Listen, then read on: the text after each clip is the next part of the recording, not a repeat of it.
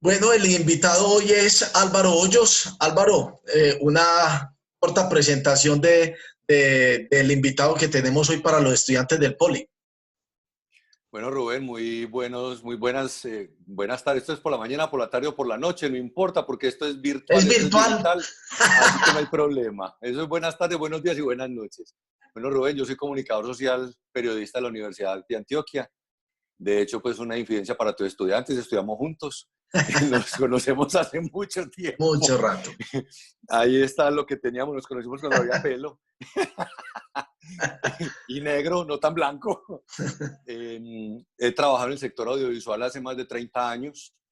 Me he desempeñado en todos los cargos que tiene la parte audiovisual en prácticamente todas las empresas que había en Medellín, las que ya no existen, y en muchos de las productoras que servían a los canales de la ciudad. Actualmente estoy trabajando en la Universidad Pontificia Bolivariana hace 10 años ya, como jefe del Centro de Producción Audiovisual y como el encargado de toda la parte audiovisual de la universidad. Lo que llaman Además, CPA. estoy en este momento el CPA de la Universidad Pontificia Bolivariana. Y actualmente estoy cursando la maestría en comunicación digital, ahí en la misma universidad, una maestría que es virtual. Entonces, pues la pandemia no me ha afectado para nada mi estudio. Hemos seguido sin ningún problema el tema académico y ya voy a entrar en el último semestre de la maestría. Entonces, más o menos eso es mi trayectoria desde lo profesional, siempre en la parte educativa, siempre trabajando desde lo audiovisual educativo y además soy docente universitario hace también más de 30 años. De hecho, fui de los primeros docentes del Poli, cuando el Poli no tenía nada. Me tocó enseñar postproducción con las uñas y había solamente una cámara de video en esa época. Entonces sí, ha corrido agüita bajo el puente desde hace rato. Álvaro, la relación que queremos o la reflexión que queremos aprovechar con tu presencia tiene que ver desde el campo universitario, siempre sin salirlos de lo que es el lenguaje audiovisual y cómo es tratado o cómo se ha transformado desde la Universidad de Antioquia que nos tocó con muy pocos recursos allí en televisión, que veíamos televisión uno, televisión 2 y no sabíamos ni qué era eso. Desde ese momento por allá, al finales de los 80, 90 hasta ahora, ¿cómo ha cambiado, cómo ha evolucionado ese lenguaje audiovisual desde lo institucional, desde la universidad? Bueno, vamos a hablar desde del lenguaje audiovisual desde la universidad desde diferentes puntos de vista. Uno es el lenguaje que se enseña en la universidad y el otro es el lenguaje audiovisual que se practica en la universidad, que ha evolucionado mucho. O sea, el que tiene que ver con la prensa de la universidad, eso es una cosa y se ve como una empresa, y el otro el que se enseña en la universidad, que se ve como las materias que van a llevar al estudiante a que sea experto o que conozca el tema audiovisual. Cuando nosotros estamos estudiando en la Universidad de Antioquia por allá en el 91, 92, 93, 94, trabajamos con unos equipos que eran análogos, que siempre era lo último, pero no lo último que había salido, sino lo más viejo en tecnología. Eran equipos que no eran fáciles de manejar, que eran análogos, y les doy un dato. La cámara de video era tan compleja de manejar que si la disparabas directamente a una luz, la podías quemar. Las cámaras de video actuales no hay que hacerles eso. Tú pones una cámara contra una luz y no pasa absolutamente nada. Las de esa época, cuando yo tenía la cámara de video y había una luz prendida, lo primero que me decían es, no vas a apuntar con la cámara, con el lente, a la luz, porque se quema. Con eso nos tocó aprender. Lo segundo que teníamos desde la parte técnica, como para vivir la charla en el otro aspecto, desde lo técnico y desde el lenguaje, eran unos equipos análogos para editar, donde habían dos o tres máquinas, depende de la complejidad de la sala de edición con la que estuvieras trabajando, con dos o tres monitores, cada monitor para cada máquina, y las máquinas eran análogas. O sea que tú, en vez de tener un computador para editar, que hoy lo haces en un teléfono celular o lo haces en una tablet o en un computador, eran tres máquinas grandotas con unos cassettes que cada cassette tenía 20 minutos de tiempo para grabar. Entonces imagínense ustedes que tienen en su teléfono celular hoy 3 horas para grabar y los que tienen un iPhone 7, por ejemplo, trabajan en 4K si quisieran. En esa época nosotros trabajamos con casetes que tenían 20 minutos de tiempo para grabar. Y además editamos en unas máquinas que había que sincronizarlas para poder hacer la edición. Y cuando se desincronizaba la máquina, había que llamar a un ingeniero. Ahí ya hay un cambio en la evolución, porque nosotros, Rubén y yo, por ejemplo, tuvimos la gran fortuna de ser análogos y hacer el paso al digital. Si nosotros nos quedamos análogos, hoy no tendríamos trabajo.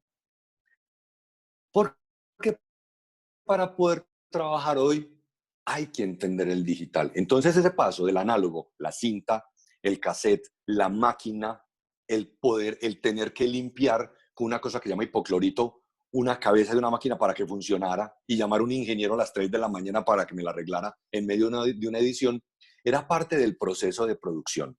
2, desde el lenguaje, uno trabajaba con las herramientas que tenía. Entonces uno no tenía a disposición los planos, la narrativa, la secuencia, sino si yo tengo un dolly, o sea, un equipo en el que yo monto la cámara para que se mueva en unos rieles o en unas ruedas, o si yo tengo un Steadicam, o sea, un equipo en el que yo monto la cámara para poder caminar con ella, o si yo tengo una cámara muy pesada, o si tengo una cámara que no puedo cargarla en el hombro porque no la puedo sacar del trípode. Todos esos elementos técnicos influyen e influían en esa época en la narrativa que yo tenía que montar y que yo podía montar. Todos esos elementos hacen que yo haya aprendido con la necesidad de la parte técnica unida al lenguaje visual, unida a los planos. Les doy un ejemplo. Para poder mover la cámara, si yo no tenía el dolly, las rueditas, yo lo podía hacer con un carrito de supermercado o lo podía hacer con una silla con ruedas, sin problema, porque había que inventarse la técnica para poder desarrollar el movimiento que yo tenía como director o como camarógrafo en el proceso de producción. Mis docentes muchas veces me enseñaban a hacer cámara sin cámara. No había una cámara disponible, pero tenía que aprender planos. Entonces, a punta de dibujos nos enseñaban plano general, plano medio, primer plano, plano americano, plano de 3/4, ¿para qué sirven los planos? Porque no siempre teníamos cámaras disponibles. Entonces el tema se volvía muy complejo, porque además uno partía de lo que lo dejaban tocar. Les pongo un ejemplo. En el Poli, en la época en que yo dicté clases, solamente había una cámara. Era una cámara Betacam del profesor y solamente la podía tocar el profesor, no los estudiantes. Entonces los estudiantes aprendían a hacer camarografía desde la teoría, no desde la práctica. Y antes que Rubén y yo estuviéramos en la universidad, nuestros predecesores estudiaron camarografía haciendo yoga, para que cuando pudieran tener una cámara en la mano no temblaran. Porque además también cambia el tema narrativo si usas trípode o si trabajas a hombro. Por ejemplo, yo, como docente, no permito que mis estudiantes trabajen a hombro. Siempre trabajan con trípode, a no ser que se requiera hacer la cámara a hombro. ¿Y por qué no lo permito? Una cosa sencilla. El trípode no respira, el trípode no se cansa y el trípode no tiembla. Entonces, eso también es parte del proceso narrativo. Había una época donde decían, no, ponga la cámara y haga ese planito ahí a hombro, no se preocupe que es un planito nomás. Cuando uno llegaba a la sala de edición, era un plano que se movía, que temblaba, que no servía. ¿Para qué te pones a hacer eso cuando tienes un trípode ahí parqueado que no lo estás usando? Usa tu trípode y sales de tu problema. Entonces esos elementos que tienen que ver con la narrativa no solamente están en el salón de clase, también están en la vida real. Cuando tú sales a grabar con un camarógrafo, lo primero que tienes que mirar es qué equipo tiene para saber qué le vas a pedir. Entonces la narrativa no son únicamente planos y secuencias, la narrativa es equipo técnico. ¿Qué equipo tengo? ¿Qué puedo hacer con él? ¿Qué planos puedo hacer? Y cómo cuento con ellos al momento de postproducir. Miren que todo se concatena. Lo importante es que tú, televidente, que es en la primera persona en la que tienes que pensar, entienda lo que le estás queriendo decir. Entonces la narrativa audiovisual se basa en lo que yo le quiero decir a mi televidente y lo que mi televidente está entendiendo con lo que yo le estoy diciendo. Si mi televidente no entiende, estoy perdiendo el objetivo. Y eso se basa en los detalles. ¿Cómo hacer para equilibrar, no sé cómo, que el estudiante cuando se está preparando en esto de comunicación audiovisual tenga un panorama cierto y real de lo que se está transformando en el lenguaje audiovisual afuera en el sector productivo.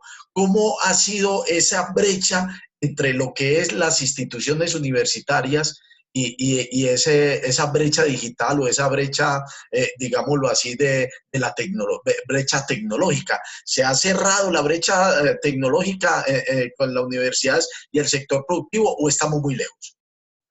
No, yo creo que la universidad ha ido pensando lentamente en la necesidad de estar a la par desde la tecnología. Lo voy a hablar desde la bolivariana.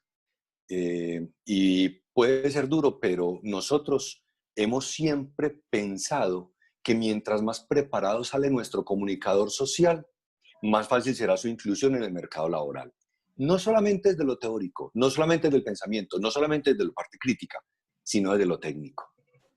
Y para eso hemos tenido la grandísima ventaja y la bendición que la Rectoría ha creído siempre en el proceso del Centro de Producción Audiovisual. Cuando yo empecé en el Centro de Producción hace 10 años, eso estaba en construcción, era un proceso constructivo porque habían derrumbado el viejo y están armando el nuevo, y a mí me tocó la oportunidad de terminarlo de construir. Estaba en obra negra y terminarlo de construir. Lo primero que yo le dije a la universidad, en cabeza del rector de la universidad, fue: yo necesito que este centro esté a la par de cualquier centro de la ciudad y que se convierta en un referente de la universidad, como la universidad está haciendo esfuerzo grande en que sus estudiantes se vinculen al sector productivo desde lo profesional, desde lo técnico, desde lo comunicacional, desde el cerebro, desde la experticia, desde la inventiva. Y ¿Y todo cómo, eso se reúne ahí. y cómo lo ves a nivel general? Porque de todas maneras vos conoces universidades en Colombia, de todas maneras AFID, el Politécnico, lo que está haciendo la UCC. ¿Cómo ves esa brecha en las Vea, demás universidades? yo lo veo con un gran depende. Cuando yo digo quiero hacer un centro de producción audiovisual como el CPA de la Bolivariana, que pueda vender servicios hacia afuera también y que pueda prestar servicios hacia afuera, yo me pongo un tope alto porque el mercado exige mucho. Entonces yo me pongo un tope de un estudio de última tecnología, un estudio que sea a bordo de carretera. Cuando uno llega al CPA, el estudio está ahí en la vía. Puedes entrar ahí la escenografía, puedes entrar un carro, un camioncito, una bicicleta, una moto, lo que sea, una camioneta, entra al estudio. Cuando yo comparo eso con las otras, encuentro que las otras están muy determinadas por la parte educativa. Entonces, Rubén, si me preguntas si estamos a la par del mercado, viéndolo desde la apuesta que ha hecho Bolivariana, sí. Viéndolo desde las apuestas que han hecho otras universidades, todavía no han visto la posibilidad de meterse al medio y de generar lo que puede generar uno trabajando también para el medio, sin necesidad de ser competencia, solamente desarrollando actividades y procesos. Porque si yo tengo un centro de producción que tiene un estudio que sirve para que Leonisa, Bancolombia, Aoteco Plus, Suramericana, etcétera, vayan y hagan producción allá, hagan grabación, tomen fotos y hagan video, yo lo tengo que aprovechar. Porque además tengo la oportunidad de que mis estudiantes vayan y aprendan ahí con ellos, que también lo hemos hecho. Entonces también es una apuesta de universidad para desarrollar el proceso. Yo siempre he creído que la universidad no se puede quedar encerrada en las rejas. La universidad debe empezar a hacer procesos de producción. Producción hacia afuera. Álvaro, por último, y tal vez de una forma breve, si nos puedes decir, esto, pues yo sé que los estudiantes en este momento están pensando, ah, pero es que si me dan, si tengo esto, si consigo esto, listo, tener las mediaciones y la tecnología es muy importante. Pero yo creo que también cabe la reflexión frente a todos estos procesos desde la universidad, el tema de la creatividad. Porque Total. vos podés tener de toda la implementación tecnológica, pero si no hay esa actitud creativa, creo que difícilmente uno puede lograr. Entonces, para cerrar este bloque contigo, quisiera que nos dijeras lo importante que es tener la posibilidad de tener la tecnología, pero no sirve de nada si no tener la creatividad y la actitud creativa. Yo puedo estar lleno de gadgets, tener mi teléfono, tener mi tablet, tener una GoPro Hero 8, tener una cámara Red Pro, tener el Livestream, que es un equipo de transmisión ultra calidoso, tener lo que quiera. Pero si yo no sé nada qué hacer con eso, si yo no sé cómo sacarle provecho, pues ¿para qué tengo eso? Y cuando yo me lleno de tecnología, lo único que necesito es sacarle jugo a esa tecnología. Pero si no tengo la tecnología, yo necesito sacarle jugo a mi creatividad y a mi inventiva. Nos tenemos que aliar entonces con lo que tenemos disponible para desarrollar esa creatividad. No porque yo tenga la cámara más tesa, voy a ser el más teso camarógrafo. Simplemente tengo la cámara más tesa, nada más. El resto está aquí. Y acuérdense que lo que está aquí no se lo comen los gusanos. Eso se va con uno. Y eso es clarísimo.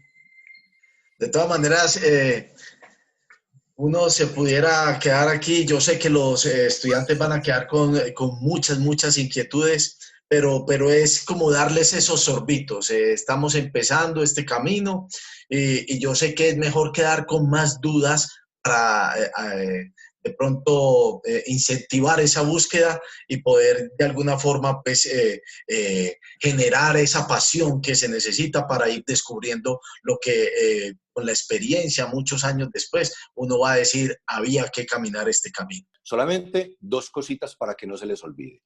Lean y cuando se acabe la lectura, búsquense más para seguir leyendo. Y dos, el inglés.